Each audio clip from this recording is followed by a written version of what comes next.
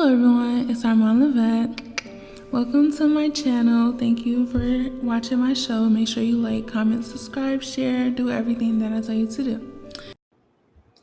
Previously on Real Talk. The search for a missing Flint teenager continues. Tonight, her mother pleading for help as tips begin to trickle in. Good evening, everyone. I'm Bill Harris. Thanks for joining us tonight. 2 weeks and still no word on the whereabouts of 19-year-old Alante Hill. She was last seen at McDonald's on Dorr Highway in Flint. Her mother now organizing a search party. NBC 25's Walter Smith Randolph in the newsroom with our top story tonight. Walter, we now have surveillance video of Alante, huh? That's right, Bill. It's from the McDonald's on Dorr Highway, as you said. That's near Lapeer Road. That's where a friend of Alante spotted the missing teenager in the drive-thru on November 2nd. Alante's mom is now taking to social media in hopes of more tips coming in. This video from the McDonald's on South Dorton Lapeer is the last anyone has seen of Alante Hill. The 19-year-old spotted in the passenger seat of a Buick sedan. So far, nothing. We checked her Facebook account. We were able to get her phone call log. No activity since October 31st. And that's not like her. Letitia Hill losing sleep, worried her daughter trusted the wrong person. Very trusting, though, because she has gotten in a car with a stranger before. Alante diagnosed with bipolar disorder when she was 15. But she's been living in her own apartment near 10th and Saginaw, checking in with her mom every day. We've always kept in constant communication and talking to each other. Ever since she moved out, she was still over my house every day. Letitia passing out flyers and posting pictures of her firstborn all over social media. Just, again, a fun-loving teenager. Right. Who's always on Facebook and on her phone. Meantime, police hoping anyone who may have seen Alante speaks up. If they have any information, have seen her, or know anything, just please contact the police. Alante's mother is planning a search party for Wednesday. She's asking volunteers to meet at Mount Olive Missionary Baptist Church on Kenilworth Avenue from 12 until 5. If you have any information, give Crime Stoppers a call. That number is 1-800-422-JAIL. Live in the newsroom, Walter Smith Randolph, NBC 25 News. Bill? Thank you, Walter. Just give me a song to sing. Give me a dream so I can believe. You'll be the water, I'll be the sea. 'Cause I got a dream, I wanna sing. Give me a hope that'll never fade. Give me someone who won't walk away. I'll give you a reason to stay.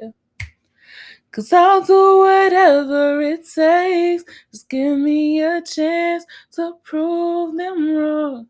Show I was right all along. 'Cause I can't do this on my own.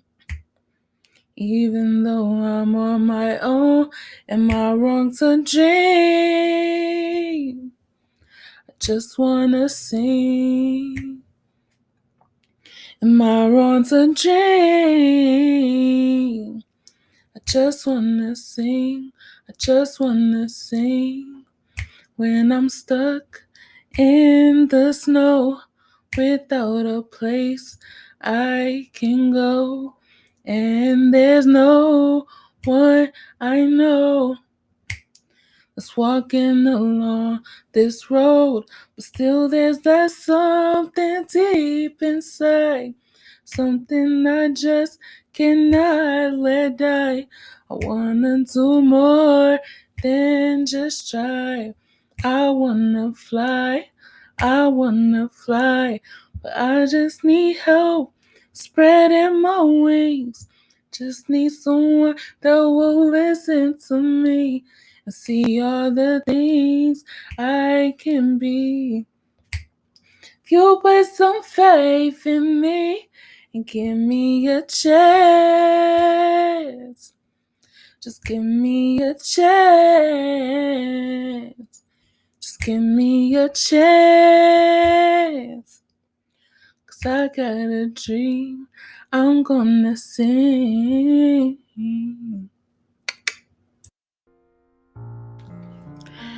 You'd never even know that I was depressed.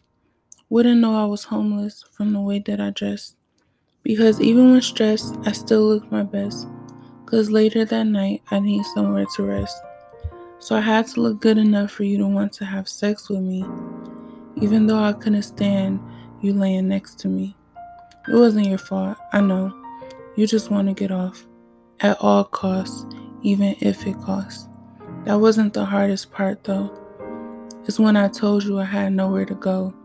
That I didn't want to do it, I just wanted to sleep. You said I didn't have to. You promised me. Shaking my head. I knew you were lying to me, but at that time, I still had faith in humanity and wanted to be wrong so bad. But I was right. That's so sad, because right meant that I had to bend right over, unless I couldn't stay over. That's what hurted the most. You don't know the psychology of what that did to me. How I really wanted to kill you in your sleep. You raped me. You raped me. And the humiliating fact of being so desperate for a few hours of sleep, plus it being so cold outside, I stayed. I stayed and cried in my heart because I didn't want to mess up my makeup, because I still needed somewhere to go when I wake up. And I have to look good all the time. So I got raped and couldn't even cry. LOL, dang. I can't even stop crying. It's okay. I'm just not. Thanks, I guess. At least I got some fleek A eyebrows out the deal. So, this is part 5 of my human trafficking story. It didn't stop when, like, all my problems didn't stop when I went to jail. Now, after that, I didn't have any, like, more pimps. I had guys who tried to pimp me, but I would, like, leave on the first because sometimes they would never tell you that they were pimps until it was too late. And don't get me wrong, it was some that did tell you that they were. So all of them didn't just try to hide it. Some of them told you and gave you the option if you want to, like, still talk to them or not. And I appreciated that, even though, don't get me wrong, I don't like pimps at all. I can't stand y'all. But for the ones who let you know, to, like, keep you, to let you know, like, this is what you're getting yourself into, my heart appreciated that, because nothing was more traumatic than thinking that you were a regular guy and he turned out to be a trafficker, somebody who's trying to sell you. So I left off in the last video about me going to jail. So I went to Rikers Island and I was there for 3 months. And my lawyer, Lee, shout out to you, Lee, she worked out a really, really nice deal for me, to where, she wanted me to not take the deal, actually, but I couldn't take it no more. Oh my God, get me out of here. So the deal was, if I pleaded guilty and I can leave out the courtroom that day, because I kept going back and forth to court. Oh my goodness, that bus ride was, it was so harsh and so horrible. I'm like, now don't get me wrong, I made some friends in jail and everything like that, but I'm like, I'm sorry, I can't stay. Because I know y'all wouldn't stay for me. Like, if she said, like, I could leave from the jail, she did say I could leave from the jail. I don't know. I was torn. I didn't want to leave my friends, but I'm like, I gotta go. So, she told me if I pleaded guilty, then I could leave that day, right from the court. And if I stayed good, like if I had good behavior for a whole year, then it would be expunged off of my record. So I took that. And she was telling me, like, you might as well, you can just wait. And I don't think he's going to show up to trial. Then your case will just be dismissed. And I'm like, that's cool and all, but I don't want to stay there any longer. I really didn't. Because knowing that I could, now if it would have been different if she would have told me that after I went back to jail, but knowing that whole ride home, I could have been no, every time a guard told me to do something, I would have been like, I could have been out of here. So I took the deal because in my heart, I'm like, you know what? I know like the circumstances and everything, but I still didn't. Honestly, I just wanted to get out of there. I wanted to get back into the free world. She was like, I do you think you can stay out of trouble for a year? I'm like, yeah, because the only other time that I had a charge was when I was homeless and I had slept in this building, and so it was a trespass and they took it out. Like, I hadn't gotten in trouble, so I didn't get like in trouble for a whole year, and they took it off my record. It was expunged. Now, after after jail, I was homeless. Not for the first day or anything like that, because there were people who looked out for me, and I really, really appreciated that to the fullest. They looked out for me and they took me to the shelter that I had stayed at. And that's when I told y'all about ATO, about how I had left the shelter because he saw where I was at. So, no, actually, no, that's not that time. Because I stayed at that shelter more than one time. The last time I was at that shelter, I ended up getting discharged, and I will say that that was my fault. So I always had this feeling in my head that something was going to go wrong. Like everything was going to mess up because, like, literally almost everything went wrong. So I still was like trying to get some money. And I know you may think, like, oh, why would you? Like, I wondered the same thing. But I had got counseling for, human trafficking counseling and stuff like that. And it doesn't just like go away. Even if you were, forced to do some things and stuff like that. For a lot of people, for a lot of us, it doesn't just go away. And it may seem like, dang, like, why am I doing this? Like, because I would think that too, but the circumstance and situation, I didn't have a job and I couldn't get one because I didn't have an ID.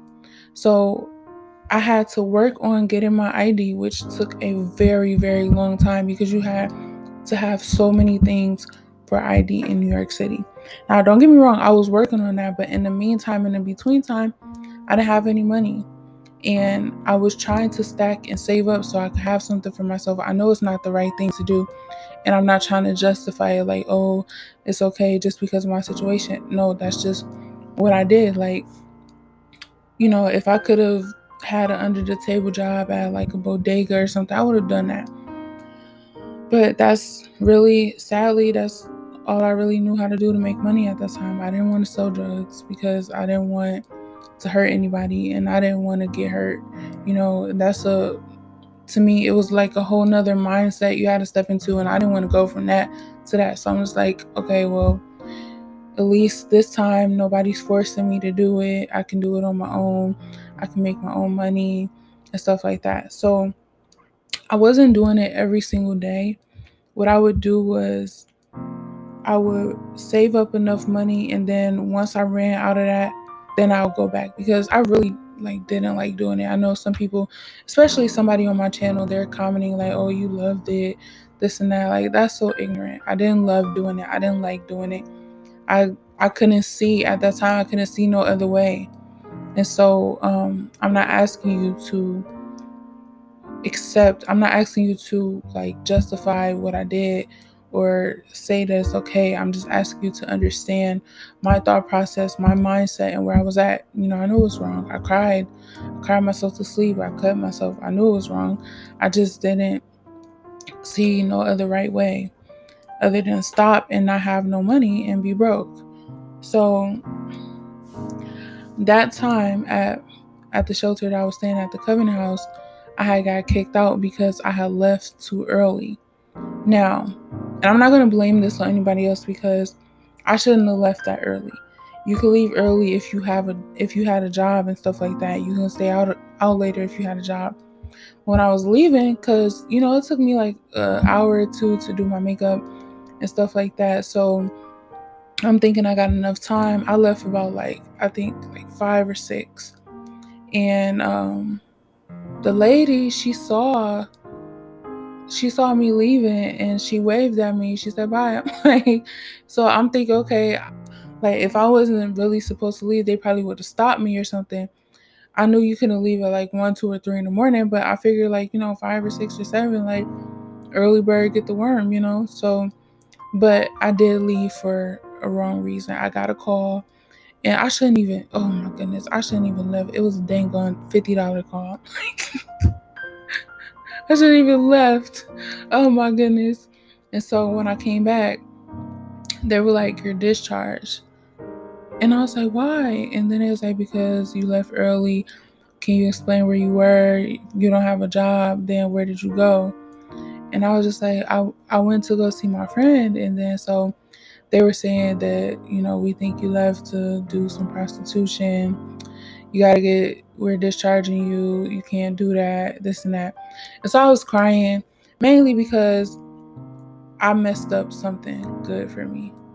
And I hated it. I was so mad at myself for that. Like, why? Because in my trying to secure a bag just in case something go wrong, I made the something go wrong. Like, and so I was back homeless again. And that was just like a devastating reality because I knew what I was gonna have to do again. I'm like, I just came out of this situation. I can't get right. Why ain't nothing going right for me? Dang.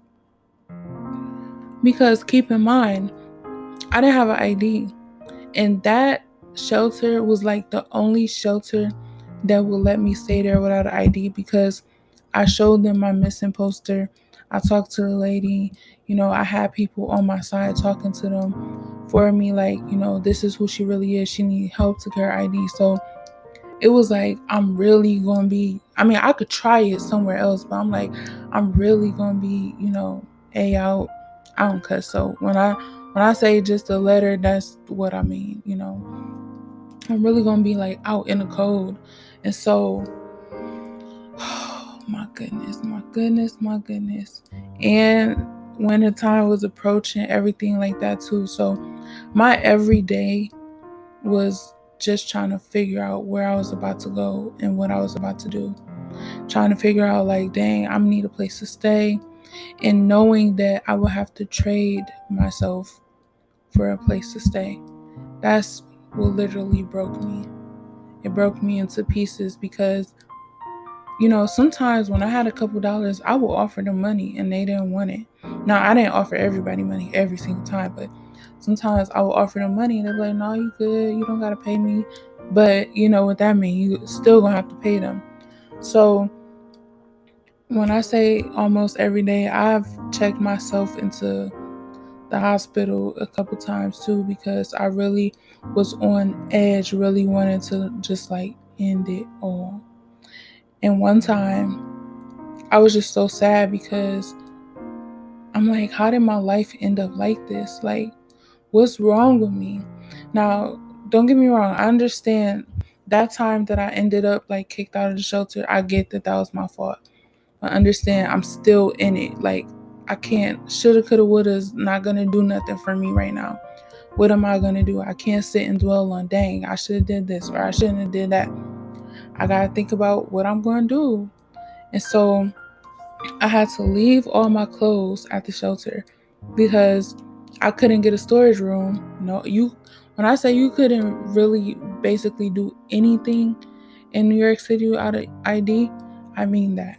I couldn't get a storage unit. So all of my clothes, oh my goodness, everything, I had to leave them there. And they put them in the storage room, and after 30 days, they like throw them away. Now, they were nice enough to let me come back and get a few things because I'm just like, I need another outfit. I could only take what I can carry with me because I didn't want to carry no big old bag because that would slow me down and everything. And so what I would do was, I know this is like really sad, I would wear the same outfit until I couldn't wear it anymore, until I could buy me another one. Now, don't get me wrong, I had money to buy another outfit, but my priorities wasn't changing my clothes. My priority was, you know, having enough money to, if worst comes to worst, get a hotel room. But then I would still have to pay somebody to get the room for me because I couldn't get it out my ID. And I stopped doing that because one time I got this guy to give me a hotel room, and he was like trying to stay, and I was like, no, like we got into an argument about it because I'm like, listen, this room is for me. I just got it for me. Like, leave. So he ended up leaving, right? And then he came back. He opened the door, and I'm just like, whoa, what? And he was like, you know why they gave me another key? Because it's my room. They saw me pay for this room, my ID on this room. And I'm just like, wow, like, is he serious right now? And he told me if I didn't do it to him, because that's why he wouldn't leave. He was trying to get something from me. And so like we got into it over that. And he didn't want to leave. And I just told him to get out. I put him out. But he ended up coming back just to show me like I can come back anytime I want to. My name is on this room. And he was threatening to kick me out of my own room that I paid for if I didn't have sex with him. Do you know how do you know how mad that made me? Because that's why I got this room for myself, because I was tired of doing that. Like if I wanted to do that, I would have saved my money and stayed with somebody else. I got tired of doing that. So I'm just like, and when I say every day, okay, not literally every single day, because sometimes, I would stay with a guy for more than a day, and sometimes even for like a couple days, a week or two, and at the most a month. But I would try to leave before anything because I didn't want them to put me out, and I didn't want to overstay my welcome. So once I stayed there for a while, I'd be like, okay, up, I'm up and out, because I didn't want to ask them, could I live with them, you know? And, I understand you got a life, you get tired of people, and I didn't really have anything to offer. I did get SSI, so I didn't have to, and I still get it. I didn't have to like do it every single day, but I would have to wait until like, the first, so I can go get it. And I would have to break it up in a few days because um I didn't have the ID to get the money, but they let you use a password. Thank God for Western Union, because my mom used to send me my money because she was my payee. And they ended up, my social worker from jail ended up helping me to get my own SSI sent to me, so I won't have to like go through that no more. Now, he had ended up like, I'm not gonna say make me, like he threw me on the bed and made me, but I'm gonna just tell you this right now. I paid for that room. I was not leaving, because if I left that room, I would be out in a cold and have to out in a cold, kicked out of a room that I paid for, having to, resort to doing some more stuff with somebody else that I don't want to do to stay there, and I got a whole room that's paid for that this guy is in. So I sucked it up. I was just like, you know what? And I did it. And after a while, he ended up leaving. And it got to a point where I stopped crying. I'm like, whatever. You know what? God, these guys are just, get over it. You got a place to stay. You got a place to rest your head. Thank you, God, for giving me this place. And I know some people may be like, oh, I would have just slept outside, or I would have been in the cold. I did that before. I'm not even gonna lie. This dude told me that I could stay at his place and I didn't have to do anything. And I was telling him, like, listen, if you want something, please just tell me now, not when I get over there. Just please let me know now. Because I was expressing, like, I just want to go to sleep. I just want a few hours of sleep, please. And then he's like, no, you don't got to do nothing. It's okay. Then I get there, I take a shower and everything, because, it felt good to be able to have a shower and stuff like that. So take a shower and stuff. Then next thing you know, curveball. Okay. Why you all the way over there? Like, oh my goodness. I hate it when they said that. So, you know, that time I was like, I'm not, no, you said I didn't have to, you lied. He's like, what you thought I was gonna say? Like, you over here, you a girl, I'm a dude, like it's a natural attraction, we grown. And I'm just like, I explained everything to you. When I tell you I explained, just like how I'm explaining to y'all, I explained everything. And it's like, and you gonna hear that whole story, that whole tragedy, and still be like, well, what you like? Oh, that used to just make me want to commit a crime. So I'm like, you know what? I'm good. And he was like, well, have a blessed night. So he put me out, and I didn't know like where else to go. It was really, really dark, and I was lost, and the wind was blowing. It was so cold, and I was like, you know what? I started crying. I was like, you know what? I'll just sleep on this park bench. I didn't even go to sleep. I must have laid there for like 2 minutes. I'm like, I can't do it. Oh my goodness, that wind was blowing against my face so hard. I'm like, forget it. And so I had went to this building, and I got in the beginning part of the door because like the other part was locked. You had to have a key, or somebody had to buzz you in to get in. And so I had went in there, and it was this like crawl space under the stairs because somebody had came out and they opened the door, and I had went in like that, and it was this crawl space under the stairs. And I was just like, thank you, God, because I had asked him, like, it doesn't matter where, please just let me have a place to sleep. So I put my book bag as a pillow, and I slept there, and I thank God for giving me a place to sleep. I cried, but I was safe. I was just praying that nobody, come and hurt me or like try to rob me or something. I used my jacket as a cover, and like I got a lot of sleep though. I can admit that was like one of the best sleeps that I had, because even though I was sleeping on the floor under a crawl space under these stairs, I was I was sleeping there by myself. Nobody was touching me, trying to roll me over, trying to do stuff to me in my sleep, trying to wake me up with sex, because that happened before too. And I'm telling you right now, like I had a knife in my boot, but that was like a just in case of emergency type of thing. I didn't want to use it if I absolutely did not have to. So even if, and I know it's pathetic, even if somebody was like trying to like assault me sexually, I still didn't use a knife because I was hesitant. I was still afraid. Like I was scared that they would overpower me and take the knife and end up stabbing me with it. So I didn't feel like, rape was like a life or death thing at that moment. And I had to decide, like, am I going to try to fight to the death, or because what if they see in my eyes that I'm really scared, like, or what if I'm hesitant because I had never, like, this was before, I had actually stabbed somebody and everything like that, these instances and stuff like that. And some of them were after, but I never wanted to hurt anybody like that unless it was just an absolute I'm about to die type of thing, then I have to.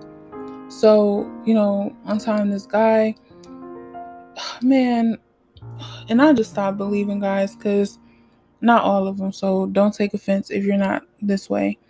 But I would tell them everything in the beginning. And the reason why I did that, it wasn't like, oh, feel sorry for me. It was because I wanted them to understand why I was the way I was. Like, why I didn't want and didn't like people touching me, why I didn't want to be touched in my sleep, why I really wanted to know, if you're trying to do something, just tell me, like, please. When I say, and I keep reiterating on sleep, I would say that I got about on average 3 to 4 hours of sleep a day. Like, it got so bad, it was driving me insane. It was one time I almost went 4 days without sleeping because I just kept on like saying no to sex because I didn't want to do it. And I'm like, you know what? I'm about to go to the hospital or something. And one time I did do that. Like I went to the hospital like to pretend something was wrong with me just because I wanted somewhere to sleep. Now, it's one day that I had went all those days without sleep. I was surviving literally on coffee and cigarettes. Okay. And then I had like smoked some weed too and stuff. Now I would say I maybe got like a little few 10, 15 minutes. Like if I was on a train, or if I was like, nodding off and everything like that, but you couldn't fall asleep. in these places. So one time I was in the Bronx, and I'm like, I need to sit down because it's like, and it was so scary because when I closed my eyes, it's like my dream was real, and like what was real was a dream. I couldn't tell which one it was anymore. Like my mind, I was having these lapses in time. I couldn't tell, like I knew where I was at, but I'm like, am I really here? Like for real, like scary. I'm like, because that, on top of that, I know some people may be like, I haven't got that many hours of sleep, and you know, I was fine. You have to understand, on top of, first of all, having a super inconsistent sleeping pattern for a whole year and a half. On top of that, going all this time without sleep, in a traumatic state, in panic, fear, depression, anxiety, everything. Like I was going through all of that at the same time. On top of that, not sleeping. And so everything I was getting confused. So I'm like, I need to go and sit down. And so I closed my eyes, and I was inside of this chicken restaurant. And I'm just like, is this really real? Because I didn't realize if I really went in there or not. And I'm just praying like, God, please, like, oh my goodness, is this really real or is this a dream? Now, it wasn't nothing like too dangerous or nothing, like I wasn't blacking out trying to hurt people or anything, but it was scary not being able to tell which one was real and which one was a dream. So I had just ordered me some food, and I remember going up to the thing and I remember like opening my eyes again. My food was like right in front of me, and I'm just like, oh my goodness. And I'm crying because it was so stressful. Like I'm so sad about this situation. I'm crying because it's like I don't even know what's real anymore. Like I can't even tell between the two. So I don't remember eating the food or anything, but the food was leaving off of my plate. And so obviously I was eating it, but it's like I said, when I closed my eyes, what was supposed to be a dream was like real, and what was real was supposed to be like a dream. So this guy comes in, and he's saying, what's up to me and everything, how I'm doing. And I'm like, horrible. He's like, oh, why are you doing horrible? And I was like, everything is just, it's going wrong. And he's like, what's wrong? Talk to me. And I was just like, I don't even know what's real. I don't know if it's a dream. And he was like, what do you mean you don't know it's a dream? And then I don't remember our whole conversation. All I remember was him. He's like, so you want to come to my place? And my eyes closed again. And I'm so serious. Like, I'm not saying this because, like I can't remember parts of the story because I'm not telling the truth. I literally don't remember our whole conversation. So I could only give you pieces of what I actually remember. All I remember is him saying, so you want to come to my place? And I must have said, yeah, because he's like, okay, you don't have to do anything. So I must have told him, like, I'm not trying to do anything. So I remember leaving out with him and going to his place. Oh my goodness. Now, this part I had a little bit more awareness of because it's like I'm settling down and stuff, like my comfort level. So we sitting on the couch and everything, and I'm telling him how I just want to go to sleep. And he's like, okay. So I'm like trying to doze off, and he trying to keep me awake. And I'm like, because I'm really getting upset because I'm like, dude, like I want to go to sleep. Like, what are you keeping me awake for? So he's trying to pour me a drink. And I was like, I don't drink. He was like, have a drink. I was like, I don't drink. And then he kept on trying to pressure me to get a drink. So I'm like, you know what? All right. But I wasn't about to drink for real because I'm not about to be halfway in and out of my mind and drunk and walking around nowhere. No, I'm not doing that. So it was this plant that was next to me. And rest in peace to the plant, because he poured me like 4 drinks, okay? I'm like, this dude was trying to get me drunk, okay? And take advantage of me because it's like, I just told you this. I'm telling you, like, I don't know what's real, what's a dream. I'm out of my, like, well, I didn't tell him. I don't know if I told him I was out of my mind, but I'm assuming he probably thought that. And if you think that, why are you trying to take advantage of somebody like that? So then he kept on pouring me a drink, and I was like, can I get like some juice to go with this so I could drink it? So he's like, yeah. So he had gave me he had went in the kitchen, he had gave me some juice, poured it in the cup, everything. I'm pouring a drink out on the plant, but I'm putting it up to my lips to make it look like I'm drinking. And I had dipped my tongue in it and rubbed it on the roof of my mouth just in case he wanted to see if I was really drinking. And asked to smell my breath or something, a little bit of it can be in my breath. So I'm pouring the drink out, everything. He not looking at me. I'm pouring it out. But when he look at me, I'm holding it up to my mouth to make it look like I'm actually drinking something, but I wasn't. So, and the fact of me being like sleepy and out of it, that helped to make it look like I was like really getting drunk. So I done poured out all these drinks, but he really drinking.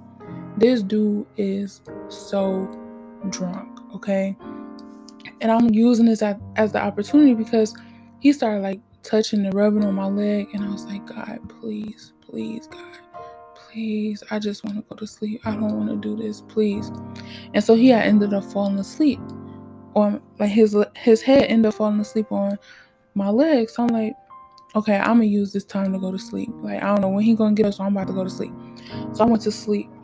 We must have been asleep for like 3 hours, and so I woke up a little bit refreshed. I'm like, okay, you know, and he was still asleep. So he had got up a little bit, not like up off the couch. He had sat up, and then he looked at me and then started rubbing my leg again. So I'm getting worried, like, oh no, he about to want to do it. So, but he had fell back asleep. He had looked at me for a second, everything, and then he was like rubbing my leg, and then it got a little bit slower, and then he started going back to sleep. So, but he didn't go to sleep on my leg no more. So I'm like, you know what? I should just get up and leave right now because he sleep. That way it ain't gonna be no problems. I could just leave.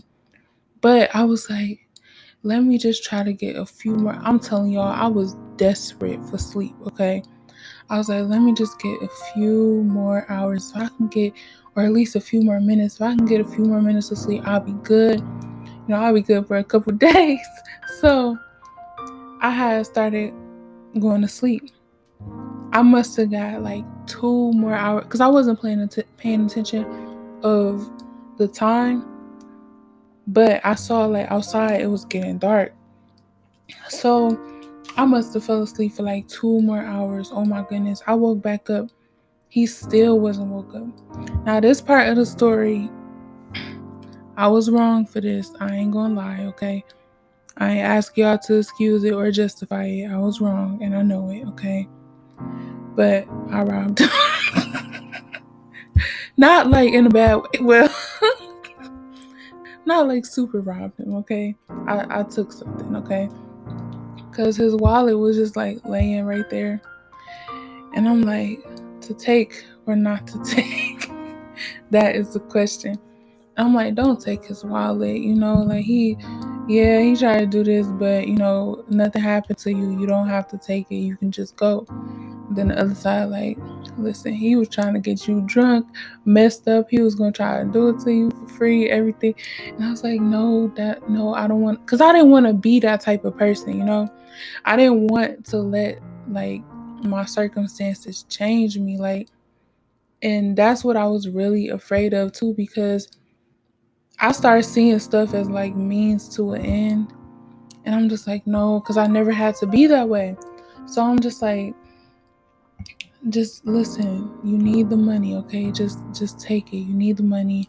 God will forgive you. I'm like, no, don't bring God into this.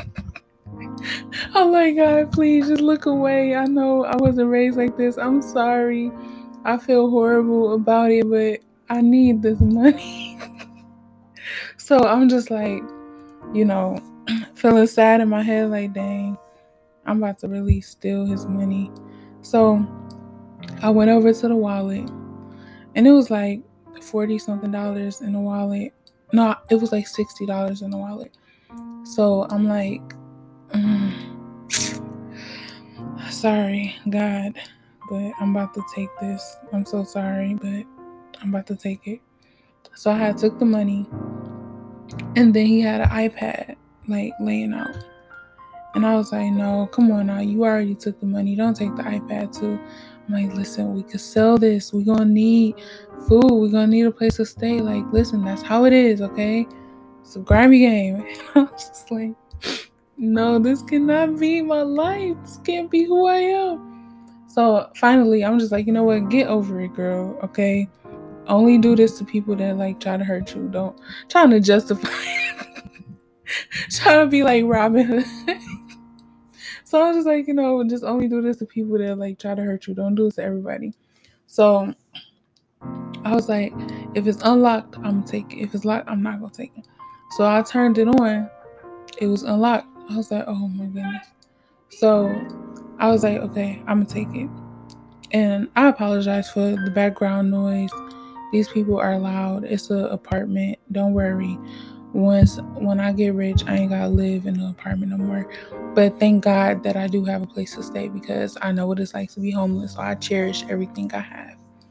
I just don't like when they be talking and I'm recording because you could probably hear it. But if you didn't hear it, disregard. So I took the iPad. I was looking to see if he was gonna wake up, but he wasn't waking up. So I took the money and I took the iPad and I had put the iPad like in my shirt and I just made it look like I was having stomach pain because I thought somebody was gonna be on to me. So I'm walking down the stairs, people like down the stairs and everything because the apartment. So I got the iPad like tucked under my shirt and everything, and I'm just rubbing my stomach like, oof, oh my god. So I had like left out, and then I'm just like, okay, so I got some money, I got an iPad, I could do something with this, cool. And by the way, listen, you do reap what you sow because that iPad ended up getting stolen from me. And I ended up buying one that ended up getting stolen from me. I was so mad. but that's what I get, so whatever. Because I didn't have to take the iPad or the money, so I get it. Now, the time where I was telling you about the guy like trying to wake me up doing it, oh my goodness, I was in the Bronx again, and it was nighttime, and I was still trying to figure out like what I was about to do and where I was about to go. So I had ended up meeting this guy, and I'm telling you, it was snow, okay? Snow on the ground, everything. I met this guy, went over there, and I thought he was cool because he was Jamaican. I know it don't make sense, but I thought he was gonna be cool.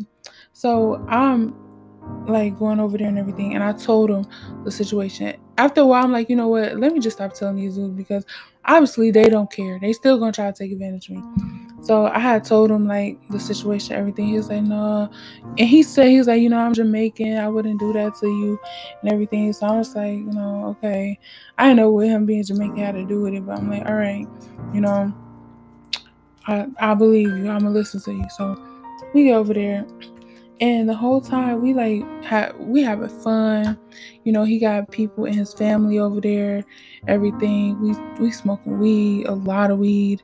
They drinking, I didn't drink, so I'm chilling. We eating all of that, and he didn't like try nothing until I was asleep. Oh my goodness, like a freaking predator. Like I was so upset, and he was mad at me for being mad. I'm sleeping, right? Perfectly. I'm asking him, because I'm thinking, since this whole day went so good, he didn't try nothing with me. He didn't try to do nothing. So I'm thinking, like, okay, it's a good guy, he not going to do nothing.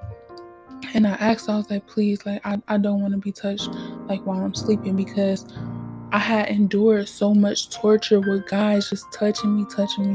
And especially like while I was asleep, I'm just like, please, I just don't want to be touched while I'm sleeping. He's like, no, I'm not going to do that. I'm not no creep, this and that. And I was like, okay, tell me why. I woke up because he didn't put it in. It hit the wrong spot, like the space in between. Oh my gosh. I woke up like I was so mad. One, I was hurt that he would do this to me.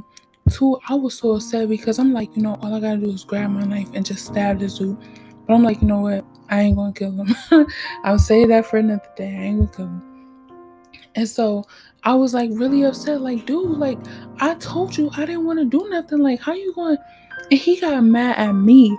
Like I was the one in the wrong, dude. I just told you I didn't want you said you wouldn't touch me, you said you wouldn't do anything, and for you to feel so entitled to know it's not, we're not no couple, we're not in a relationship to where this is something that goes on, for you to feel that entitled to where you don't care what I say. What did you think was going to happen when I woke up and you was in there? Like, come on now, like, he was really trying to rape me in my sleep. Like, are you serious? That, when I tell you, that was worse than it happening to me when I was awake. Okay? When I'm asleep, I'm totally vulnerable. I don't got my guard up, my defenses, nothing. And I explain to you this, and you take this time to where I'm trying to go to sleep and you take advantage of me and you try to violate me like that. Man, when I cussed him out, he was like, get out. And if I ever see you around here, I'll kill you. Like, cussing me out because of what you did. So I had to get up and get out and be out, like, right back in the cold. Like, and so I'm crying. I'm walking around crying because it's cold outside, and I slept on the train that night because I didn't know where else to go, and I definitely didn't. I wasn't about to go with no other guy that night. I'm like, mm-mm. I ended up sleeping on the train that night. That hurt my feelings so bad, like, super bad. So for the most part, that was like literally my everyday dealing with stuff like that.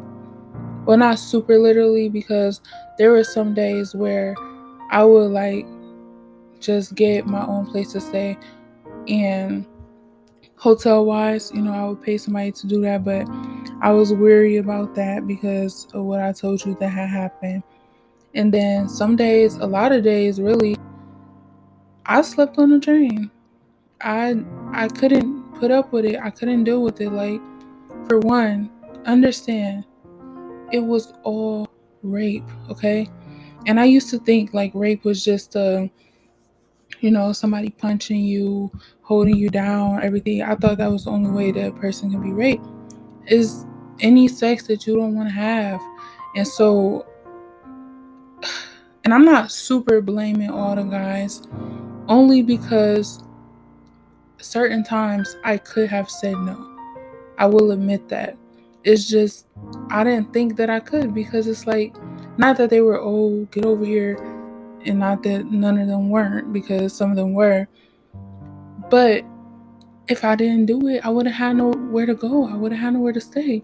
And I understand that's not their fault. It's not their fault. I was homeless, everything.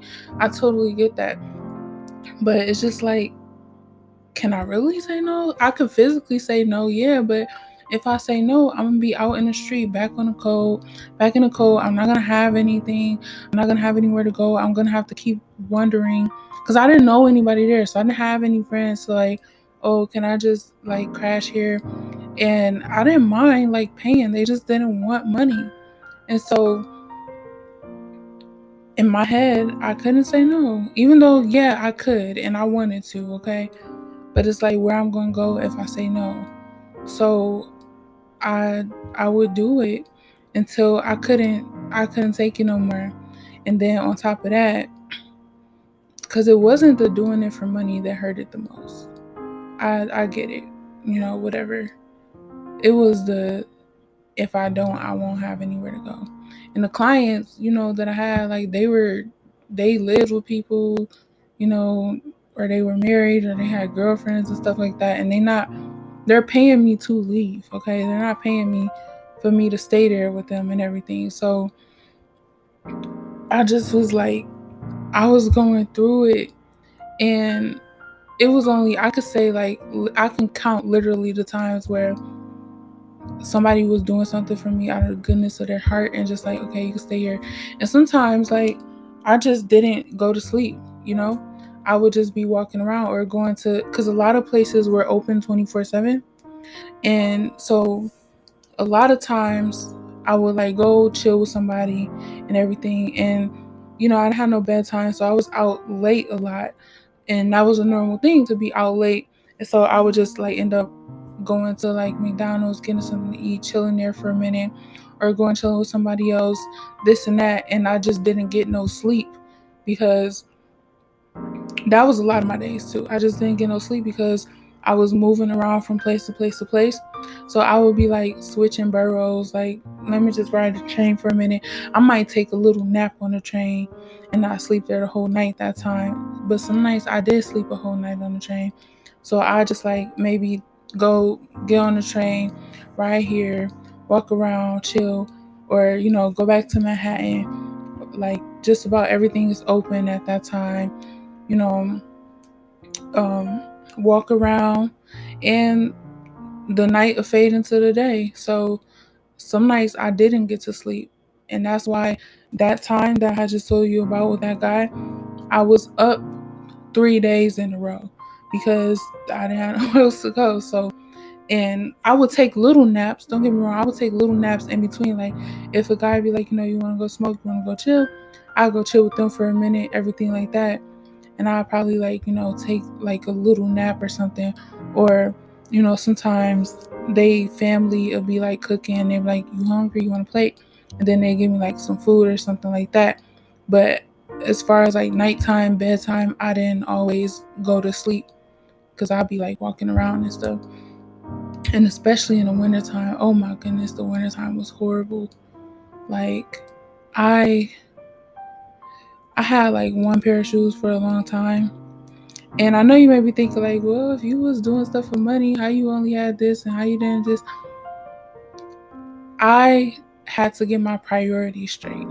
Okay. When I have money, I reserve that for food, for transportation, and for just in case I can get a hotel room. That I wasn't so focused on my clothes because I can go to another borough, nobody see me in this. Or, I didn't, not saying that I didn't care, because of course I would have loved to change my clothes every day. But I was more so focused on, where am I going to go? I'm going to need food throughout the week. I'm going to need this. I'm going to need that. So I wasn't so focused on changing my clothes. So like I wore them boots. I ain't gonna lie. I wore them boots till they start tearing apart. Literally, I put like headbands on the bottom of it. Oh my goodness. And if you see my place right now, like I got a video of my apartment, but I'll do another one. I got so many shoes now. And it's cause like I remember was like only having one pair of shoes, like, and having to wear them. And so that's like why I got so many pairs of shoes and I got a lot of clothes, because I remember what it's like to only have one outfit. And sometimes people, they would look at me and they would talk about me and everything because of what I was wearing and stuff like that. And it's like, this is all I got to wear. You don't even know, like, this is literally all I have to wear. I understand what I look like, but understand, me looking like this is what's going to give me somewhere to stay. And you're not going to give me a place to stay. Me looking like this is what's going to give me some money, which I'm going to eat. You're not going to feed me.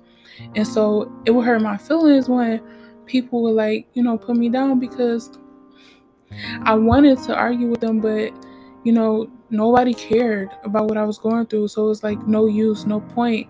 And it's like, and I didn't want to be embarrassed by telling them, this all I got to wear. But one time I did, because I couldn't take it no more. These guys were talking about me and they're like, oh, look at what she got on. Like, you like that? And I was like, this is all I got to wear. And I really wanted to like break down and cry, because like it really was all I had to wear. And so I would never like judge nobody like that or put them down, or, oh, look at what they got on, because you never know if that's all they got. And if you're not gonna buy them something, then don't say nothing about it. Like, you think I don't know what I look like? I saw myself in the mirror. I know this dress is short. I got on some short shorts. I know this skirt is mini. I know these heels are high. I know I got all this makeup on, this weave, my nails. I know I look like a hooker, okay? Because I was, all right? But this is all I got, so leave me alone. So anyways, I had ended up like just coming to this destitute place in my mind. I wanted to end it all the pain, all the suffering. because I was stuck there chasing the dream. And it's like I have to do something with my life. I have to be somebody. I have to go somewhere. And to the point where I ended up on a subway platform thinking about jumping. Now I'm not gonna say I was going to jump, just I'm gonna just jump. But I was really, really thinking about it. I was thinking about how I would have had no more problems, but I was afraid that I was gonna go to hell if I killed myself and everything. And so I just wanted to scream. I was so trapped in my life and I'm just stuck. Like, God, like I just want to end it. Like, because if I die and I go to hell, I'm gonna have all the problems of the world. But if I stay here, like, is it gonna get better? Like, and that's one time I actually questioned to myself, am I really crazy? Like how people say I am. Am I crazy because I have a dream and I wanted to do something with my life and I tried to chase it, and look where I'm at, look what happened to me. So I was standing on a platform and I had walked down to the end of the platform. And it's this yellow line that tell you like, don't go past that yellow line and everything because you getting really, really close to the train. So I went towards the back of the back where nobody else dares venture out, like only the like workers and stuff like that. And so I'm walking, I'm all cute, everything.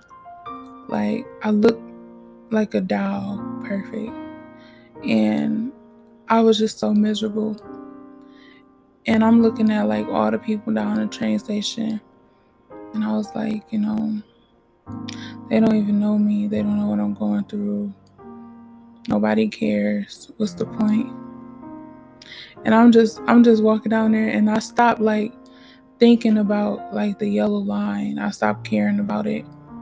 And I was just like, what if I just jumped? I wonder. I'm like, nah, I'm gonna go to hell if I do that. I'm like, will I? I'm like, yeah. Because I firmly believed that if you killed yourself, then you're going to hell. And so I'm just like, but I mean, I'm already going to hell. And I was like, why would I be wrong to want to end it all? And I'm standing at like the edge of this platform and I hear the train coming and I'm just like, it probably would. And I'm afraid to die. I don't want to do that to my parents. I don't want to do that to the people who love me, who care about me. Even the people in this train station, I don't want them to be traumatized by seeing somebody jump in front of a train, mess up their day, everything like that. But it's just like I'm sitting up here caring about everybody else, like who care about me. And I know my family and my friends cared about me, but I'm like, I don't know what it's like. And I didn't get like, I know I said that I was getting like counseling and stuff, but it wasn't like super counseling, okay? I didn't get like healing, I went from bad situation to horrible to worse every single day. It's like I was living in hell, okay? And I was so tired of it. And I'm just like, because if I don't jump in front of this train, I'm going to get on the train and guess what else is going to happen again and again and again. And so I'm just like, I don't want to live anymore.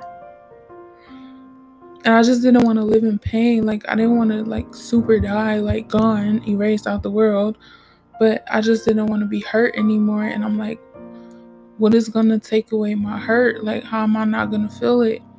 So I'm just like standing there and I'm hearing the train, everything like that. Because, they honk the horn like every so many minutes before they get there. You hear them, stuff like that. So I close my eyes. Now, I'm not going to say that I was going to jump, okay? I don't believe that I was going to jump, but I really, really wanted to. And I wanted something to wake me up, I wanted to feel something. So I wanted to stand as close to the edge as I could to realize how close to death I was, for it to like wake me up and give me a reason to like want to live and stuff. So I'm standing on the edge of the edge of the edge, and I hear it, and I'm just like, you know what? Don't be afraid. Just jump. And then it's like a little voice in me like, don't do that. You got so much to live for. You'll never chase your dreams if you jump. And I'm just like, I'm done chasing my dreams. So one of the guys, the workers, he saw me. He's like, hey, excuse me, miss, I need you to step back. And I was like, why? And he's like, what do you mean why? I was like, what does it matter? And he's like, come on now, you don't want to do that. He's like, come on now, you don't want to do that. And I was like, I'm crying. I was like, you don't know what I'm going through. And he's like, I know it may be hard. I don't know what you're going through. I don't know you, but come on, that's not the answer. And I was just like, I don't know what the answer is. He's like, you go to church, you pray, like, don't do this. Don't do this. And so I'm just standing there because I was loving having somebody care and like want to stop me. But I'm just like, I was getting mad because I'm like, that's so easy for you to say. You're not even going through what I'm going through. You don't know what it's like. So he had got in front of me and started like waving at the train for it to slowly come, so that way if I did jump, it wouldn't like kill me or nothing, because it was coming in so slowly. And I'm just like, I was like, you can't stop me from jumping in front of every train. And he was like, I know, but hopefully you don't. Hopefully you just think about it and you don't do it. So I was like, whatever. And I got on a train and I started riding it like all day, just contemplating my life. Like, what am I going to do now? This dude and stop me from jumping. I was like, you know what? Because maybe the next time it ain't going to be nobody to stop me. And so I'm like, I don't know what to do though. So I rode the train for hours, all day long for hours. And finally, it got to this point where, where it say last stop. So I get off on the last stop and I sat on the above thing, that it was the A train. I had sat on the platform that was like in the sky. And so I'm sitting there just crying. Like, I hate my life. I can't do this no more. And this guy saw me, the train conductor, and he's like, how you doing? And I was like, horrible. And he was like, I started saying that to everybody. When they asked how you doing, I was like, horrible. And he was like, why? What's wrong? I was like, do you really care? He was like, yeah, I care. That's why I'm asking what's going on. I was like, well, and I started telling the whole story. I was like, it all started with a dream. So I'm telling him the story and everything. He's like, so you don't got nowhere to go? I was like, no. And he was like, so, I mean, do you want to ride the train? And I was like, that's what I've been doing all day. And he was like, well, I mean, you could ride it some more if you want, like, until you figure out where you're going to go. Like, that was going to be my plan anyway. But I'm thinking, like, where am I going to go? I don't know where I'm going to ride this train to. I didn't say that out loud, but I'm just like, yeah, I guess. And he's like, you could ride it with me. And I was like, okay. So he let me sit in a conductor booth with him. And he was asking me, now, I just told this man that I was depressed and I wanted to kill myself, right? Tell me why this dude gonna ask me if I wanted to drive the train. I'm like, what? Like trying to cheer me up? Like, that is not, what? Are you serious?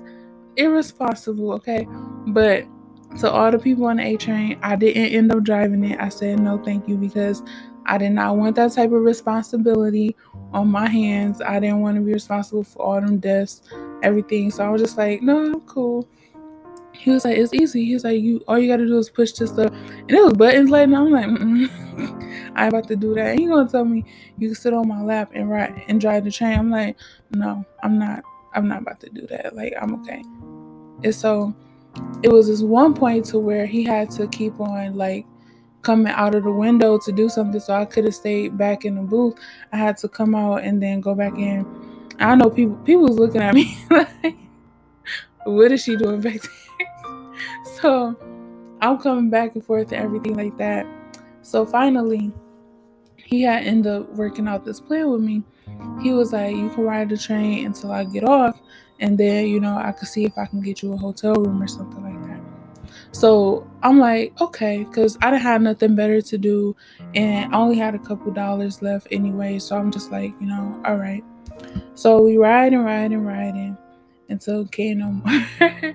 So finally, it got to that last stop again. He was like, okay, I need to take this train to the yard. Wait for me, and I'll come back and get you. So I was like, you really coming back? He was like, yeah, I'm coming back. So he gave me $20 and told me to wait at this bodega. So I went in there, bought me a tuna fish sandwich and some french fries. And I asked them if I could sit there and wait, and they said, yeah. So I'm waiting for him and everything. And I'm just thinking, like, if he don't come back, that's cool too. And the reason why I said that's cool too is because, for one, I had a few dollars now where I can get something to eat and I can get on the train. Also, sitting and talking, and this is why you shouldn't make like permanent decisions based off of temporary feelings, because don't get me wrong, I felt like that. I super felt like that. But after a while, I'm not going to say like, oh, I just felt totally better, but talking to somebody, laughing, joking, everything, I wasn't feeling like jumping off a train no more. So I'm like, I'm in better spirits. I'm in a better mood. So, okay, it's cool. And I came to a place of acceptance. And it was just like, this is where I'm at right now. This is my situation. And I mean, I don't want to, but if I have to, then that's just what I'm going to do. So, because I knew I don't know, but I stopped believing that people was going to just help me just because they just wanted to help me because they cared about me. I started understanding, like, you know what? People not going to do something for nothing. So I'm not either. And I'm not saying that that's the right way to think, okay? I'm just saying that where I was at, that's where I was at, So I had in my mind, like, okay, I know he's going to want to do something, everything like that. Just make sure that he give you some money, a place to stay, he pay for everything that you need. And I don't want anybody to listen to this and take this as I'm trying to tell people to get what you need from. That's not what I'm saying at all. Okay. That's where I was at. And this is strictly for not just for entertainment, but enlightenment and just listening to my story and hearing me out so you can understand like where my mindset was. I do not in any type of way advise any young girls, any young person at all to think like men are just a means to an end, okay? I don't want you to think like, oh, I gotta do. No, you don't. All right. Trust me, we all don't make it out. We all don't get to tell our stories. We all don't get to be okay. All right. Some of us never recover. Some of us never get out of it. Some of us never live to see another day. And there are so many times and instances where there were situations I did not think I was going to be able to walk away from. I'm talking about gun to my head, knife up to me, getting threatened to kill, jumping off a roof, everything. Like, that's not a life that you will want at all. And I know that I laugh at some things. That's my coping mechanism. Okay. I honestly can't help it when stuff happen. Like, I just turn into a laugh because it keeps me alive instead of being depressed and crying all the time. My body makes me laugh at things even when it's not funny. You don't want to get to this point, trust me. It's not about, oh, well, I'm just getting money. Trust me, there's a better way. Even if you can't see it, it's a better way, okay? Trust me, from a person who been there, went through it, all of that, I do not want you to take out of this that, you need to get what you can get from people, because you don't need to, okay? It's not the way to live. It's not the way to go. I just had to put that in there. So, because you may not make it out like me. And don't even look at other people like, oh, you may get their story. Because even though I made it out, I still get nightmares all the time, bad dreams all the time, always getting chased. I still get raped in my dreams. Okay, I talk to myself. I be crying. I go through a lot. Okay, you may not be able to see all my scars, but they still there. So, I'm just like, I know he gonna want to do something. So, all right, just brace yourself. I had to put myself in that mindset, like, okay, you know, look, you about to get some food, you about to get a place to stay, you about to get some money. So don't even think about the other stuff. It's just gonna take a minute. It's just gonna take a second. So I would literally go outside of myself, like go outside of my body and everything, like a whole nother person, just to be able to endure it, and I've been doing that since I was a kid. So because I went through a lot of stuff as a kid, if you haven't been keeping up with the show. So anyways, he calls me and he came back. So I get in the car, we driving around, everything like that. He's like, I could probably get you a hotel room, but I gotta see how much it costs. So we're like looking at hotel rooms and everything like that. But he's like, oh, that's expensive, that's expensive. And I'm just like, dang, he a cheesecake. But it's okay, I understand. And so he had took me to this apartment that him and his ex-wife was renting. And he was like, I could let you stay here, but my ex-wife, we gotta split everything. And if she hear you up here, then she might think that I'm trying to move somebody in without paying her, and I'll get in trouble like this. I was like, I promise you won't hear me. Like, I won't even hear me. Like, I won't make a sound. I promise. I don't care. I sleep on the floor. And he was like, nah, I can't do that. So I'm just like, okay. So I'm trying to think like, what am I gonna do? And we were in Far Rockaway, Queens. So we had came to this McDonald's, and I had went in there because I was like, I'm gonna just give me something to eat, because we was riding around for a minute. So I had got hungry again. So I'm gonna give me something to eat. So they're like, all right. So I go in there and it sees two guys. And they like looking at me like, dang, she bad. Like, cause I'm beautiful. So I heard them like talking about me and everything. So I figured I would have a better chance with them. I don't know why, cause they was younger and I didn't want to do it to another old man, honestly. So I'm just like, you know what? They're younger. I could put up with them more than the older guy, because I hated doing it to old dudes. And so, cause so I had like got my food and everything, and I got back in the car and I was like, I'm gonna just stay here. And he was like, you gonna stay here at McDonald's? I was like, yeah, I'll figure something out. And he was like, all right, well, let me know if you need something. And I was like, okay. So I'm at the McDonald's. I went back in there, and then I had went and sat like next to him. I was like, what's up? And then it was like, what's up with you? And so I'm like telling them everything, how this and that. Okay, the conversation. They asked what I did. I told them, and they like, oh, you need a place to stay. And I was like, yeah. And then they was like, well, we got a crib. You can work out of there if you want to, and you could either pay like $20 off of every date, or what they say, like 20. It was either like $20 a day or $20 for every date. And so I told them $20 a date. I ain't gonna lie, cause I'm gonna tell you the finesse. All right, $20 a day. Listen, that's like $600 a month. Okay, so I picked that because I wasn't planning on bringing them there anyway. So we went to the place, and look, I understood what it was gonna be. I knew what they was gonna want. I just accepted it at that time, like whatever. Okay, whatever. I have a place to stay, and they said I could stay there like for months. So I'm like, okay, whatever. I don't care. Like, I didn't care on the outside. So I'm like, all right. So I go there, we do stuff, everything like that. And I'm looking at the place. It's a trap house. And I'm like, what the heck? The lights don't work, nothing.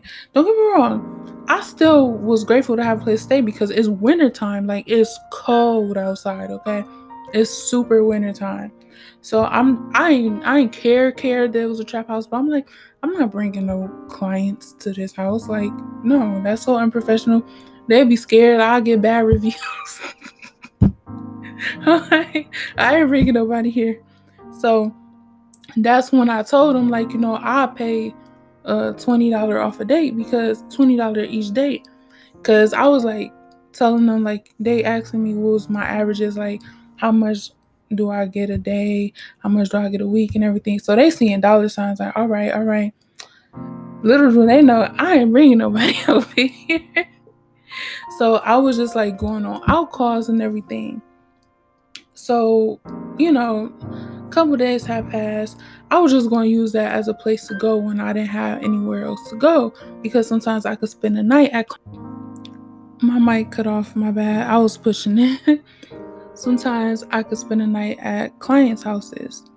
And sometimes, I would like, they would get the hotel room for me and everything. So I don't want you to think like every single day, like I would sleep on the train.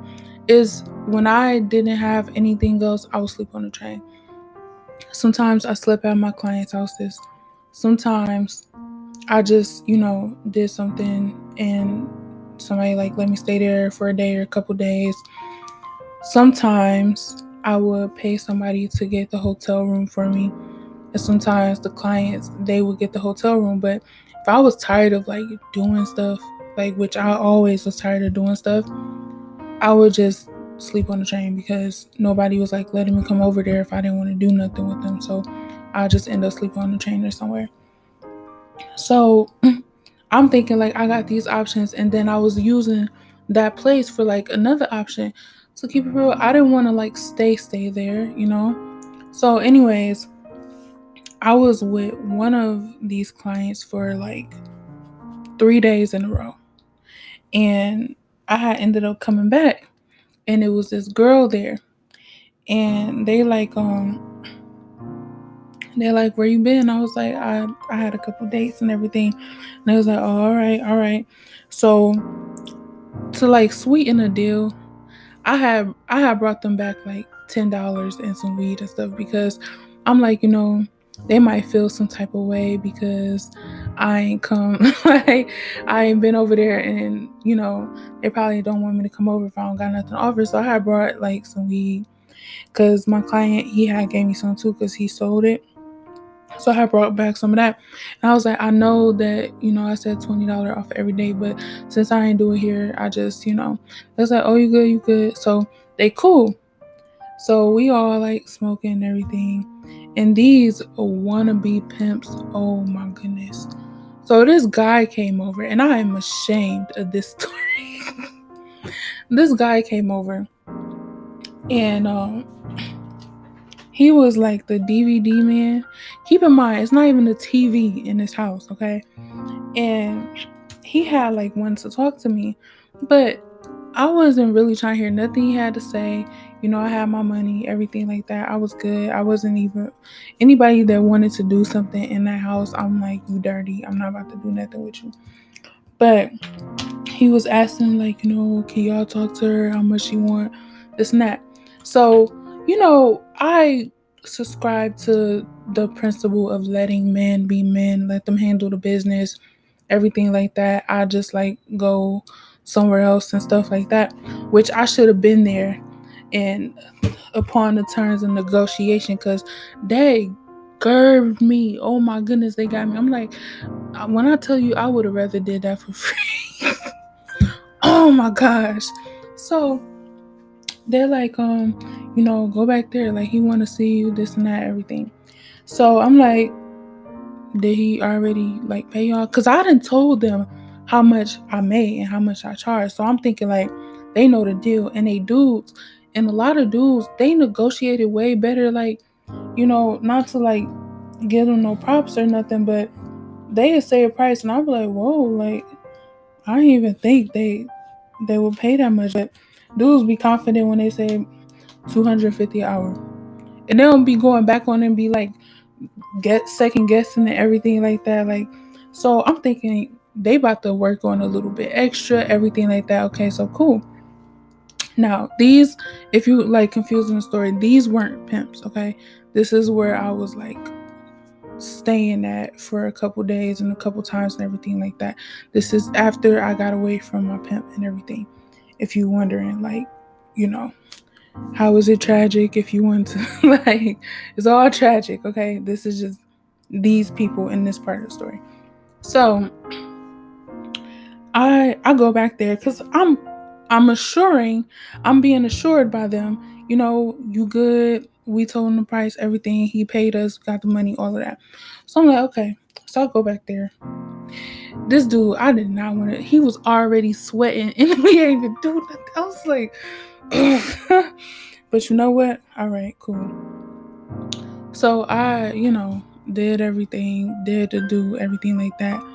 And so he ended up leaving. He told me thank you. He asked me to put his number in my phone. Just to be nice, I did. I'm like, okay. And so he had left and everything.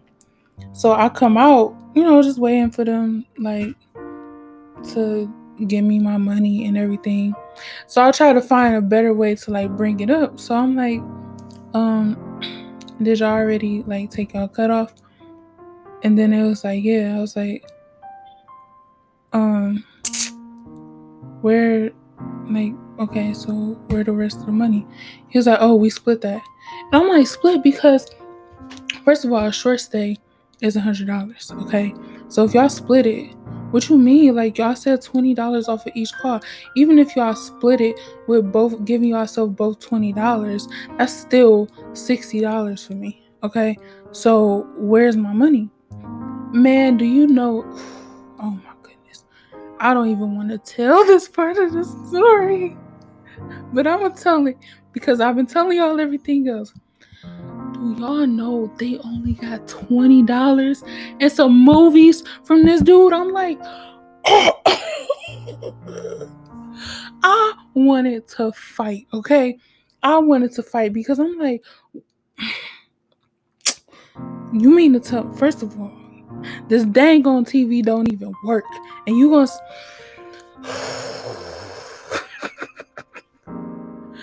I wanted to go off like, what? Ooh.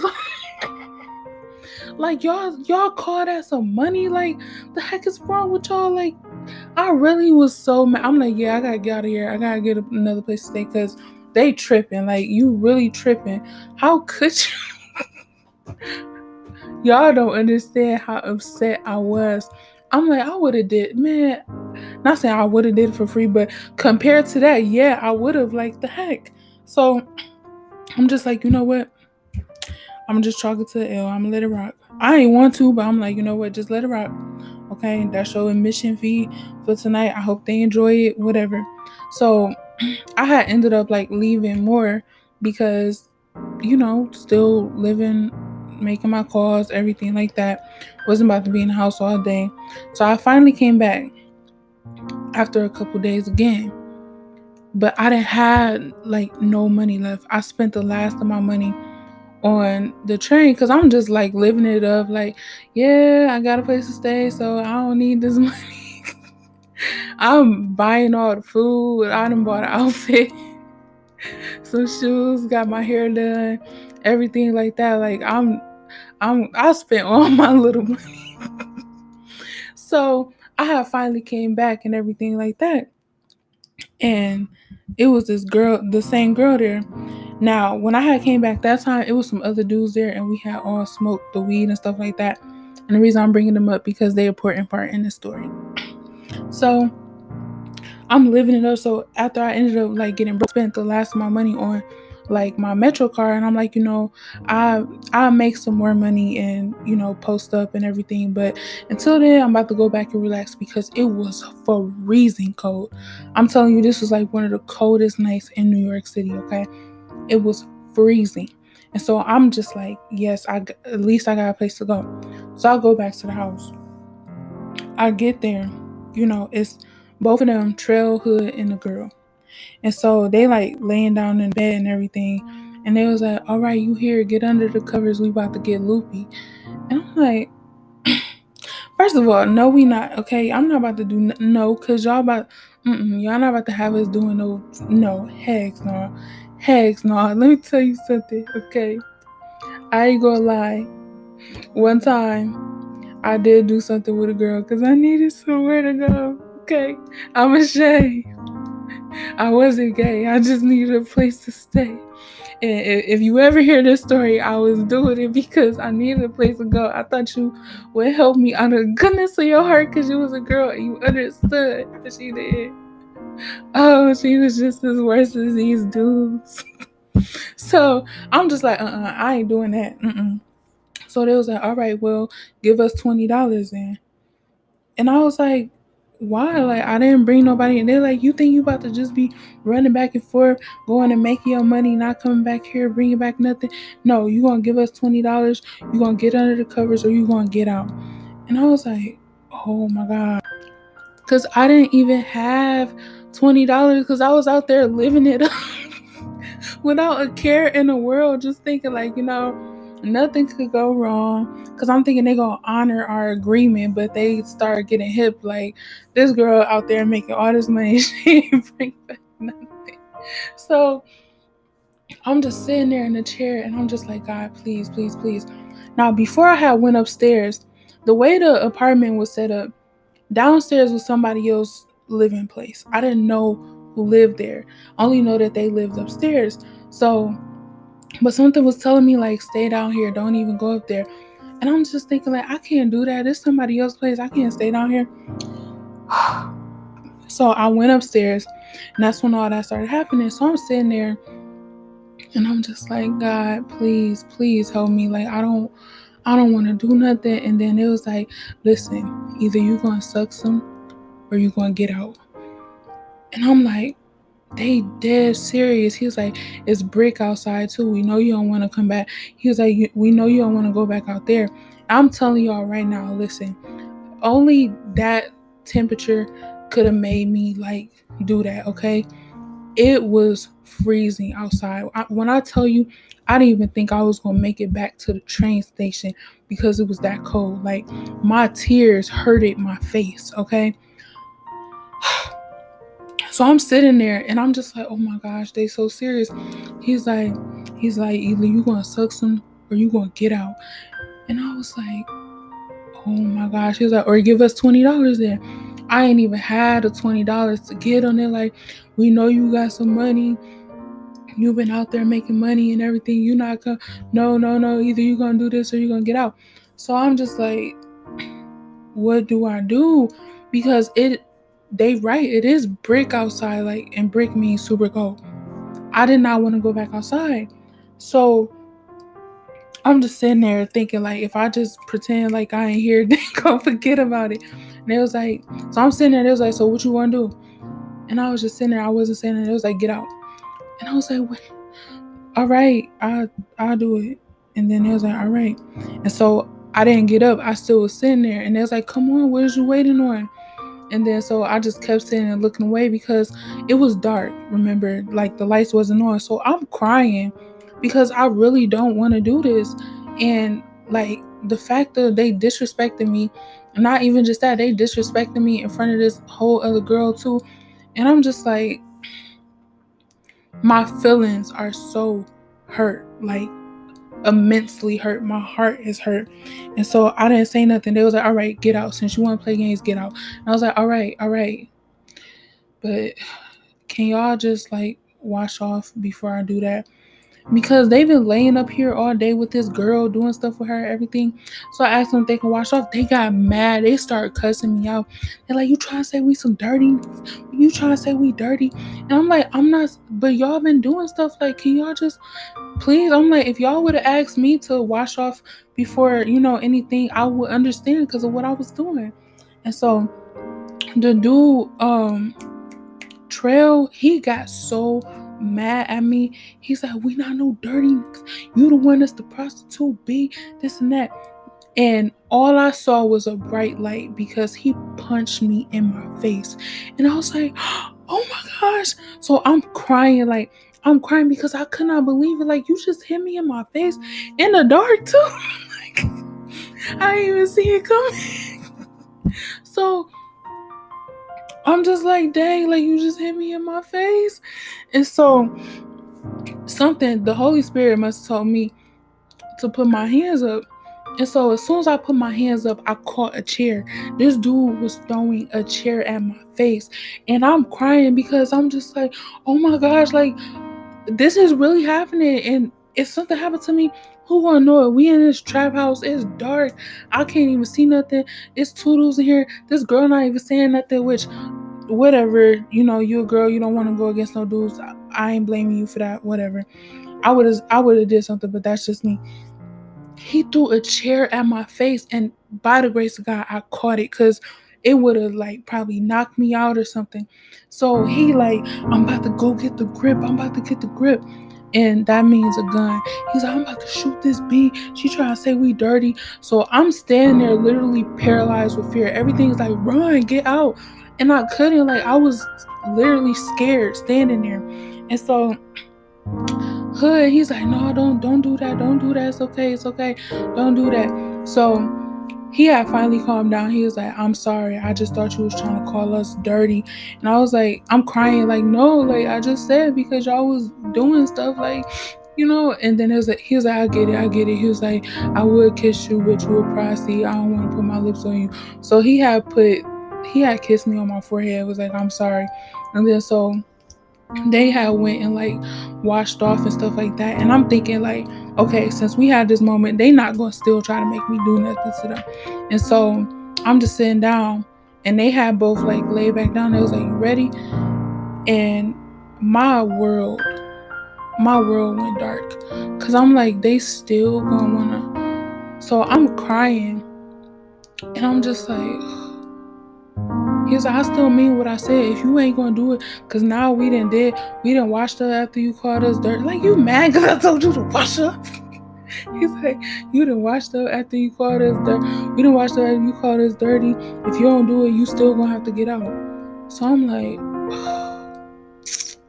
man, I swallowed my pride. And that ain't even pride. That's just, man, So I go over there to start with like Hood, and I was crying while I was doing it, and he knew it, and they was laughing at me. So like my tears coming down, and they like telling me to switch up, go over there. And finally, because they were just laughing and joke about it, they was like, oh yeah, she doing the best she ever did. And so I was like, I can't do this no more. So I got up, and they was like, why you stop? I was like, I can't do this no more. They was like, you still sucked our D, you dumb B. Get out. And I was already walking out. I'm like, you know what? Whatever, I can't do this. So I had went downstairs, and I opened the door. Man, that breeze hit my face so hard. I'm like, I ain't going. I'm sorry, but I was not going back upstairs. So I'm like, I'm just gonna have to. I don't know who house this is, but I'm just gonna have to stay here. I'm sorry to whoever you are, but I'm sleeping here. So, and I'm telling you, only freezing cold weather could have had me going through all of that. Okay, so I had laid on the couch, and I used my jacket as a cover, and I'm just laying there and I'm crying, but at the same time I'm thanking God that I got this place to sleep. Like, even though all of that happened, I still have a couch to sleep on. I'm not out in the cold. Thank you, God. So I fell asleep, and then I heard somebody coming in, and my heart started pounding real fast because I'm like, oh my gosh, they about to see me in here. They about to, oh my goodness. But I ain't moved, so I'm laying there, and I opened my eyes a little bit because downstairs he had light. So it was this like crazy looking man, and I'm like, oh my goodness, he about to kill me. So I'm laying there, and you know what happened? He took a cover and put it over me. He literally covered me up in a blanket. And I just started crying even more. Because I'm like, I could have stayed down here the whole time. Oh my goodness. I was crying because I'm like, this complete stranger shows so much. To me, that was a lot. I don't care, because this is your house. You don't know me at all, and I don't know you. I never even seen the man. you see a stranger laying on your couch and you put a cover over her. That was more than anything than these two dudes who knew me treating me like that. So, God bless you to that man. I don't know if you're ever gonna see this video, but God bless you. I appreciate that. So I stayed there till the morning time, and the guys that was over there the day before, they had came upstairs. I hear Trail and Hood laughing and joking about what they did to me. They laughing that they hit me. They laughing they threw a chair at me. They laughing that they made me get them some head or I would have to get out. Like, they up there bragging about it, and I'm just crying. And so I'm getting ready to leave and stuff, but I still wanted a little bit more sleep because it was still cold and I didn't know where I was about to go yet. So I'm laying there and everything, and the three dudes had ended up coming down, not Trailing Hood, but the three dudes. Their name was Fernando, Jay, and Savage. They ended up coming downstairs, and they saw me laying on the couch. And Fernando, he was like, "Hey," and I ain't saying nothing. He was like, "Hey, wake up." So I'm opening my eyes. I'm opening up my eyes a little bit so I could like see, his face better because now we in the light. And then he was like, "Hey, you want to come with us?"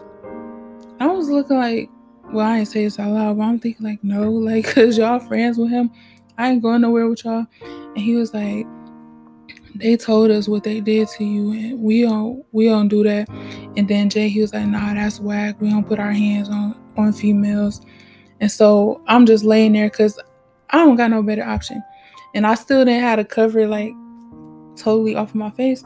So he was like, "Pull the cover down. Let me see how you look." It's like, oh, because I was crying and I was sleeping. So I didn't even know how I looked. So I pulled it down. And he was like, "Oh, you cute." And I was like, "Thanks." And he was like, "Look, if you come with us, you can have your own room. We ain't gonna hurt you, do nothing. Like, you don't gotta do nothing. You'll be good." So I figured that, you know what, it's probably better than being there with them and I don't got no money or I don't know where I'm about to go. So, all right. So he had took my hand and like helped me up. And I will say this, they kept their word. They did not hurt me or nothing, okay? They didn't do nothing to me at all. So I wanted to like test them in my head to see if they were like good people. So when we was walking, we was walking by the McDonald's. I was like, okay, so I'm gonna ask him to buy me a coffee. If he buy me a coffee, he a good person. But if he don't, then he not. I know, but that was all I could think of at the time. So I was like, "Can you buy me a coffee?" And he was like, "Yeah, how much it costs?" And I was like, $1.10. And then he had gave it to me. And I went in there and I got the coffee. I was like, okay, he a good person. So we ended up going back to the house and they set up this whole room for me. They put a heater, the TV, everything. They had got me something to eat, all of that. So I'm just like, yes, okay. I'm in a good place right now. And I was like grateful and I wanted to solidify my spot. So I, appreciated Fernando because it was his place. So I gave him like some appreciation. Don't judge me, okay? I was trying to make sure I had somewhere to stay. So after that, he had ended up telling me that he was about to go somewhere. I think he had to make a few sales and stuff like that. And he was like, "I'll be back." So I was like, okay. So I'm sitting up there, I'm chilling, everything going good. Yes, life is looking up a little bit. Man, this big Debo looking dude busted in with a gun and put it to my face. And he was like, "Who the F are you?" And I was like, because I forgot who I was. I was just saying, I could not believe it. I was like, all this stuff is happening to me. Oh my goodness. I was sitting there in shock, like, oh my gosh, this guy got a gun to my face. He was like, "I ain't gonna ask you again. Who the F are you? And what the F you doing in my house?" And I was like,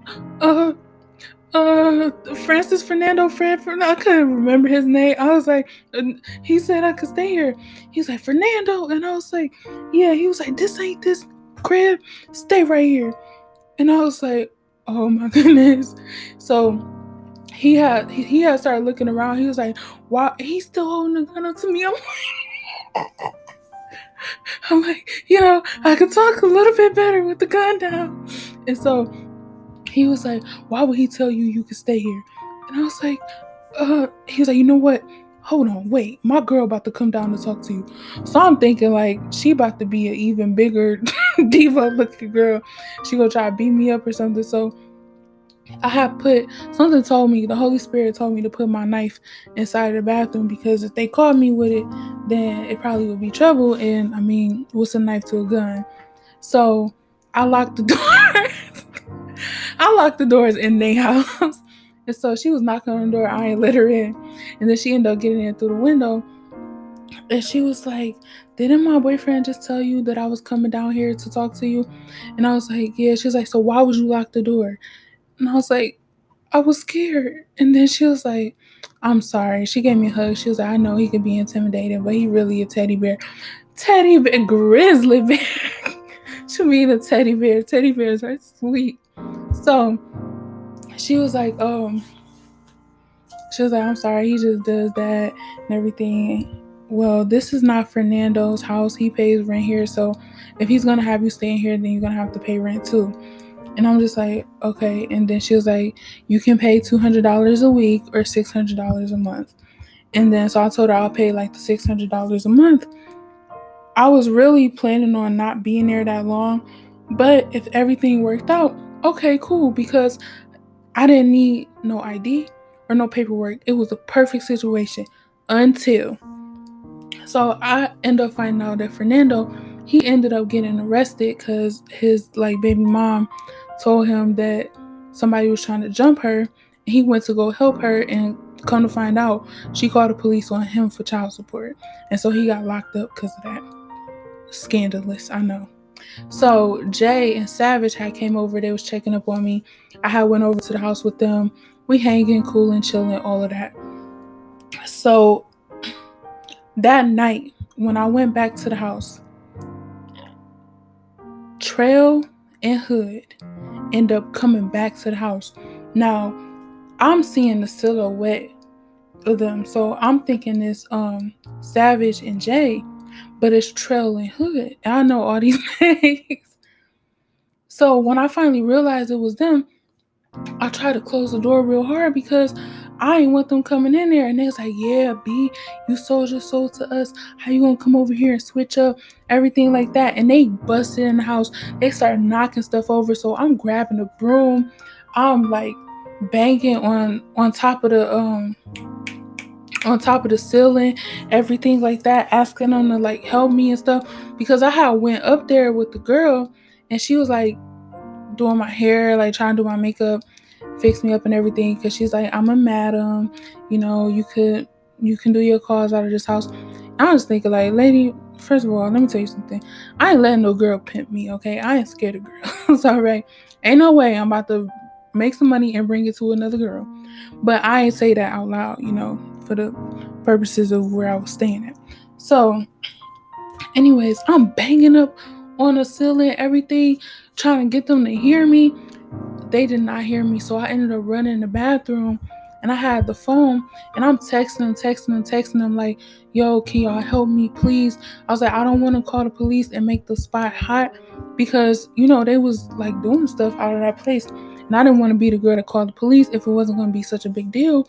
But if I'm scared that I'm about to die, I'm sorry, but the police about to get called.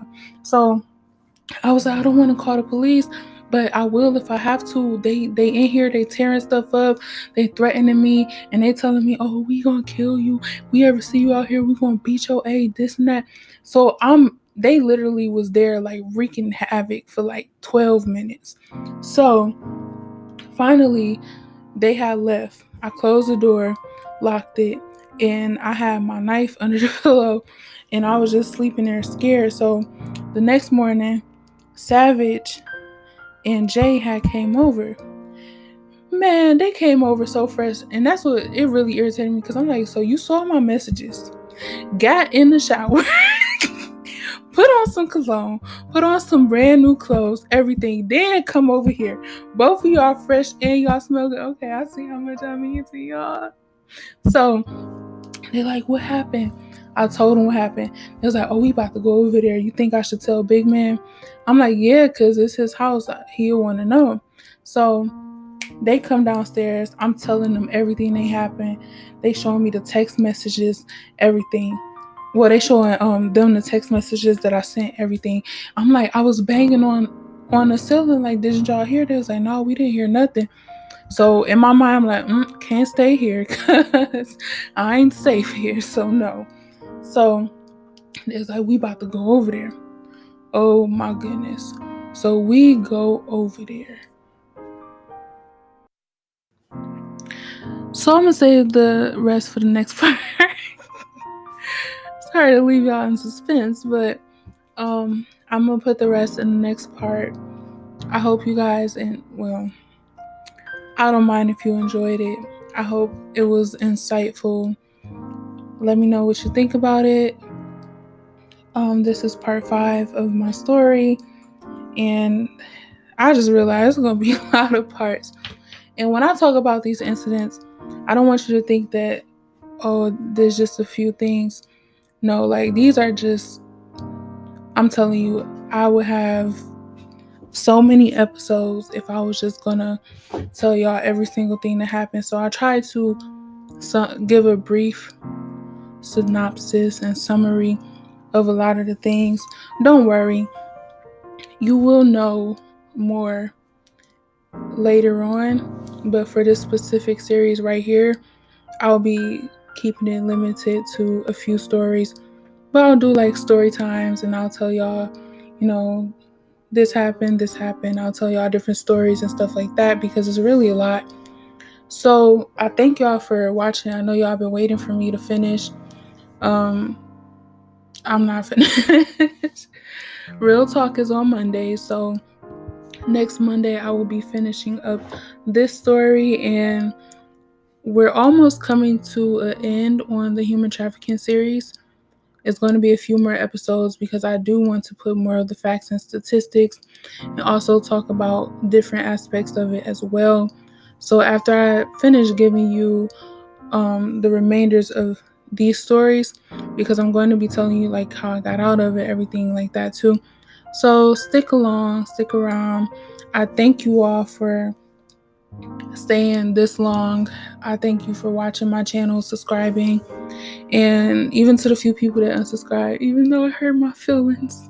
I hope y'all come back, and if y'all don't, I don't understand, but I still love y'all. So I want everybody to have a nice day. Don't forget, make sure you like, comment, subscribe, share, and do everything that I tell you to do, okay? Bye. That's the end of the show. Thank you for watching. It really means a lot to me. I really hate to go, but I have to do things. So I'll just see you later.